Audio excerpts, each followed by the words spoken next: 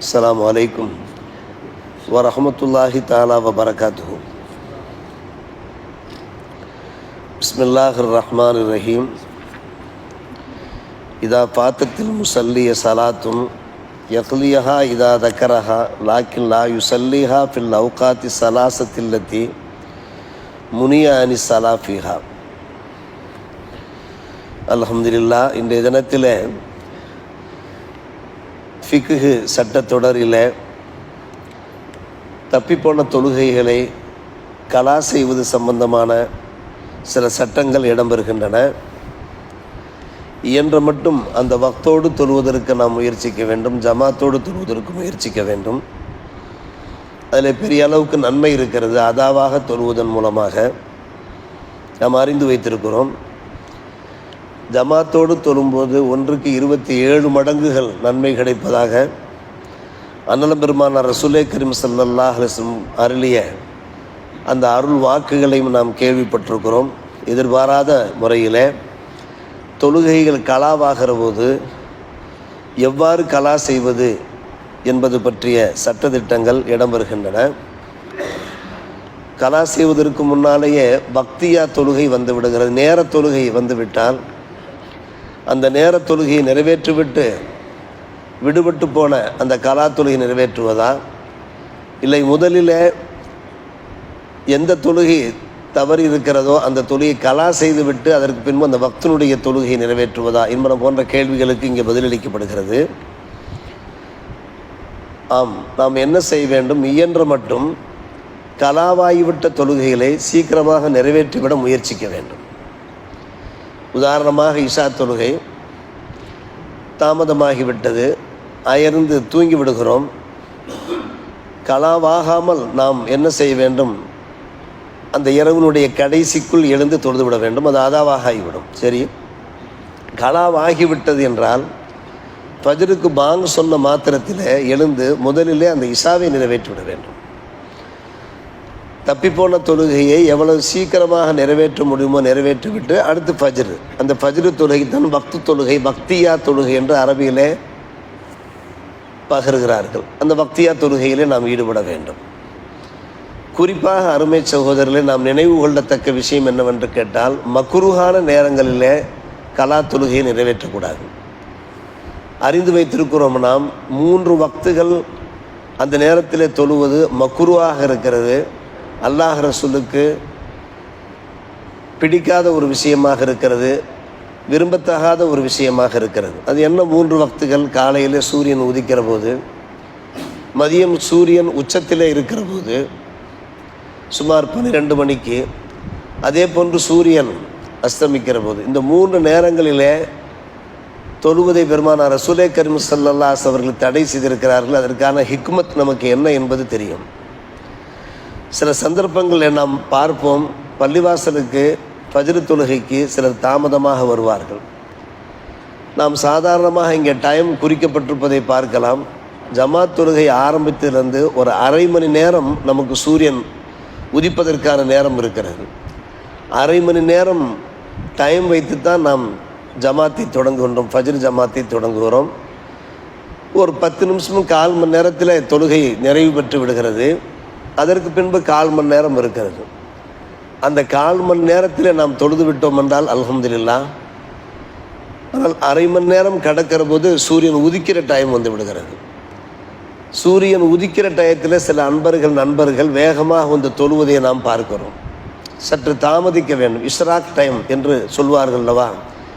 இஷ்ராக் time வருகிற வரை தாமதிக்க வேண்டும். ஜமாத் சாத்திகள் முக்கியமாக இஷ்ராக் தொழில் நிறைவேற்றிவிட்டு புறப்படுவதை நாம் பார்க்கிறோம். அந்த சூரியன் உதிக்கின்ற அந்த நேரம் கடக்கின்ற வரை காத்திருப்பார்கள். எனவே நாம் என்ன செய்யக்கூடாது? சூரியன் உதிக்கிற போது தொழுவதை தவிர்க்க வேண்டும். இது பெருமானார் ரசூலே கரீம் ஸல்லல்லாஹு அலைஹி வஸல்லம் வலியுறுத்தியிருக்கிறார்கள். லோஹர் நேரத்தில் பெரும்பாலும் இந்த காட்சியை காண முடிவதில்லை. அசரிலேயும் இந்த காட்சியை நாம் காணுகிறோம்.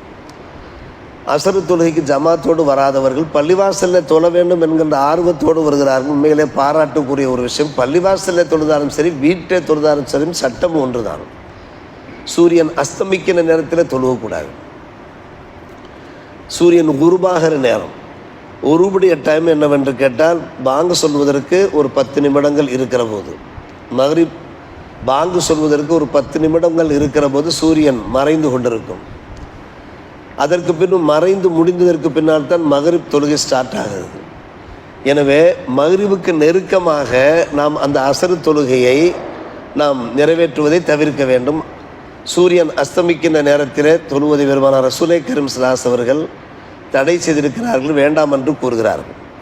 எனவே தான் இப்போது நாம் வாசித்த அந்த வாசகத்தில் நீங்கள் கலா செய்வதானால் லா யுஸல்லிஹா ஃபில் அவுகாத்தி ஸலாஸத்தில்லத்தி முனியா அனி ஸலாத்தி ஃபீஹா, எந்த 3 சமயங்களில் தொழுகை தடை செய்யப்பட்டிருக்கிறதோ அந்த 3 சமயங்களிலே நீங்கள் தொழுகையை கலா செய்யாதீர்கள் என்று. இது ஒரு விஷயம். இரண்டாவது விஷயம் என்ன, ஒருவருக்கு பல தொழுகைகள் தவறிவிட்டது, ஃபஜ்ர், லொஹர், அஸ்ர், மக்ரிப், இஷா, இப்படி பல தொழுகை தவறிவிட்டது என்றால் அவர் எப்படி அந்த தொழுகையை நிறைவேற்றுவது? தர்த்தீபாக 1 by 1 ஃபஜ்ர், அடுத்து லொஹர், அசர், இப்படி தர்த்தீபாக தொழ வேண்டுமா, இல்லை சற்று முன்பின்னே தொழுது கொள்ளலாமா என்கின்ற ஒரு கேள்விக்கான பதிலை தருகிறார்கள். தொழுகையாளிலேயே 2 வகையினர் இருக்கிறார்கள். சாஹிபு தர்த்தீப் என்று இருக்கிறார்கள், சாஹிபு தர்த்தீப் அல்லாதவர் இருக்கிறார்கள். சாஹிபு தர்த்தீப் என்றால் தங்களுடைய வாழ்நாளிலே 5 நேரத்தை விட அதிகமான தொழுகைகளை கலா செய்திருக்க மாட்டார்கள். ஒரு 6 தொழுகை அளவுக்கு கலா செய்திருக்க மாட்டார்கள். அவர்களுக்குத்தான் சாஹிபு தர்த்தீப் எனப்படும். 6ஆம் தொழுகையை கலா செய்துவிட்டால் அவர்களை சாஹிபு தர்த்தீப் என்று சொல்லப்படாது. சாஹிபு தர்த்தீபுக்கு ஒரு சட்டம் இருக்கிறது. அதாவது 6 தொழுகையை விட குறைவான தொழுகைகளை தவறவிட்டவர்கள், கலாவாக்கி விட்டவர்கள், அவர்கள் அல்லாமல் 6 தொழுகையை கலாவானவர்களுக்கு ஒரு சட்டம், 6 தொழுகை விட குறைவான தொழுகைகளை கலா செய்தவர்களுக்கு ஒரு சட்டம். குறைவான தொழுகைகளை மட்டும் கலா செய்திருக்கிறார்கள். இதுவரை அவர்கள் சாஹிபு தர்த்தீபாக இருந்திருக்கிறார்கள் என்றால் தர்த்தி பிரகாரம் தான் அவர்கள் தொழுக வேண்டும். பக்தியாவுடைய நேரம் வந்து விட்டாலும் கூட அந்த பக்தியாவுக்கு முன்னாலே, வக்து வருவதற்கு முன்னாலேயே எத்தனை தொழுகைகள் கலாவாகிவிட்டதோ அதற்கான பெரும் முயற்சி எடுத்துக்கொள்ள வேண்டும். பெரும் முயற்சி எடுத்துக்கொண்டு கலாவான தொழுகையை எல்லாம் நிறைவேற்றிவிட்டு 6 தொழுகைக்கு குறைவான அந்த தொழுகைகள் இருக்கின்றனவே அதையெல்லாம் நிறைவேற்றிவிட்டு அதற்கு பின்பு வக்து தொழுகைக்கு வர வேண்டும். 6 தொழுகை அளவுக்கு ஒருவர் கலா செய்யக்கூடிய பழக்கம் உள்ளவருக்கு அந்த தர்த்தீப் அவசியம் இல்லை. உதாரணமாக அவர் பள்ளிக்கு வருகிறார், தொழுகைக்கு வருகிறார், பக்தியாவுடைய டைம் ஜமாத் ஆகிறது, அந்த ஜமாத் தொழுகையை தொழுது விட்டு பின்பு அவர் கலா தொழுகலாம். மட்டுமல்ல முன்பின்னு கூட செய்து கொள்ளலாம். ஃபஜ்ர், லொஹர், அசர் என்கிற அந்த வரிசை இல்லாமல் முன்பின்னு கூட செய்யலாம். எப்படி முன்பின் செய்வது? இப்போ ஒருவருக்கு ஃபஜ்ர், லொஹர், அசர், மக்ரிப் இதெல்லாம் தவறி போயிருந்தால் லொஹருக்கு வருகிறார், அந்த லொஹர் நேரத்தில் இன்னும் அவர் ஃபஜ்ர் தொழுகவில்லை, என்ன செய்யலாம்? அவர் லொஹருடைய அந்த கலாவை தொழுது விட்டு பின்பு வக்து தொழுகையை தொழுது விட்டு பின்பு ஃபஜ்ரை தொழுகலாம். இது தர்த்தீப், சாஹிப் தர்த்தீப் அல்லாதவருக்கு உண்டான ஒரு சட்டம். சாஹிப் தர்த்தீப் அல்லாதவர் யார் என்பதை நாம் எடுத்து மாத்திரத்தை சொல்லியிருக்கிறோம். இது ஒரு லேசான விஷயம்தான், இது புரிந்து கொள்வது சிரமமான ஒரு விஷயம் கிடையாது. 3வது விஷயம், அருமை சகோதரர்களே, பெரியவர்களே, இஷா தொழுகையில் வித்ரு வாஜிபை நாம் தொழுகிறோமே, அந்த வித்திரை நாம் தொடர்ச்சியாக தொழ வேண்டுமா? இஷாவுக்கு பின்னால் தான் தொழுக வேண்டுமா? இஷாவுக்கு முன்னால் ஒருவர் வித்திரு தொழுது விட்டால் அந்த வித்திரு நிலைமை என்ன என்பது பற்றி பேசுகிறார். ஆம், அது வாஜிபாக இருக்கிறது. வித்திரு தொழுகை எப்படி வாஜிபோ அதே போன்று தர்த்தீபும் வாஜிபாக இருக்கிறது.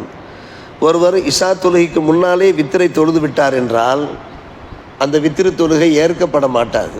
மாறாக இஷா தொழுவதற்கு பின்பு மறுபடியும் அவர் வித்திரு வாஜிபு தொழுதாக வேண்டும். காரணம், இந்த தர்த்தீபு மாறக்கூடாது, இந்த வரிசை மாறக்கூடாது. அதே போன்றுதான் வித்திரு தொழுகாமல் ஒருவர் தூங்கிவிட்டார், வித்திரு தொழுகாமல் ஒருவர் தூங்கிவிட்டார், இஷா தொழுது விட்டார், பின்பு கண் விழிக்கின்றார். கண் விழிக்கின்ற போது ஃபஜ்ருடைய நேரம் வந்துவிட்டது, இப்போ ஃபஜ்ரு தொழுக வேண்டும். இந்த ஃபஜ்ரு தொழுகைக்கு முன்னாலே அவர் வித்திரு தொழுது விட்டு அப்புறமா ஃபஜ்ரு தொழுக வேண்டும். இதையும் நாம் நினைவிலே வைத்து கொள்ள வேண்டும். வீட்டிலேயே நாம் அந்த வித்திரை தொழுது விடலாம் இன்ஷா அல்லாஹ். அல்லது பள்ளிவாசல் வந்து வலவு நாம அனில் வித்திரி ஹத்தா தலல் ஃபஜ்ரு வஜப அலைஹி அன் யக்லியல் வித்ர அவ்வலா சும்ம யுஅத்தியல் ஃபஜ்ர்.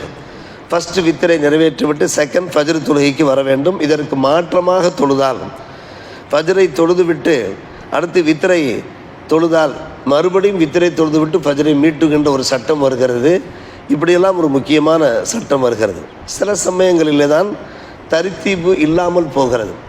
அதாவது 5 தொழுகை ஓரளவுக்கு இப்படி தவற விடக்கூடியவர்களுக்கு தரித்தீபு தேவையில்லைன்னு நாம் சொன்னோம் அல்லவா. 6 தொழுகை விட குறைவான முறையில் தொழக்கூடியவர்களுக்கு தரித்தீபு இல்லை, கொஞ்சம் முன்பின் தொழுது கொள்ளலாம். அதே போன்று சில பேருக்கு என்ன தொழுகை தப்பிவிட்டது என்பது மறந்து போயிருக்கும். நாம் ஞாபகத்தோடு நாம் தொழுது விட்டோம் என்றால் தப்பித்து கொள்வோம். பிரயாணம் யாத்திரை சென்றிருக்கிற போது ஏதாவது 2 வக்துகள் தவறி இருக்கும், பின்னால் தொழுவோம். யார் தொழுகையாளிகளாக இருக்கிறார்களோ அவர்களுக்கு தான் இந்த கவலை வரும்.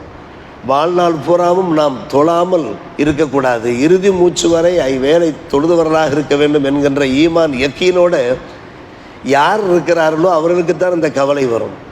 பிறகு திடீரென்று தான் அவர்களுக்கு ஞாபகம் வரும், ஆஹா நாம் 2 தொழுகையை தவற விட்டு விட்டோமே என்று. இப்போது தர்த்தீப் இருக்காது. அதற்கு முன்னாலே வேறு சில தொழுகையை நாம் தொழுதிருப்போம்.